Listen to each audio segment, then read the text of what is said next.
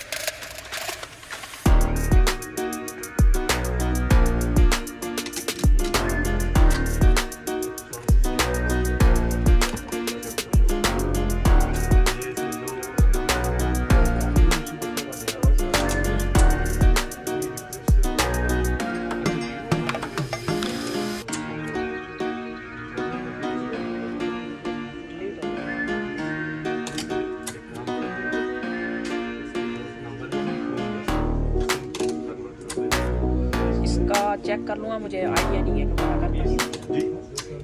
Check कर लूँगा, मुझे वैसे आइडिया नहीं है कि ये नंबर कन्वर्ट कैसे करते हैं सिम।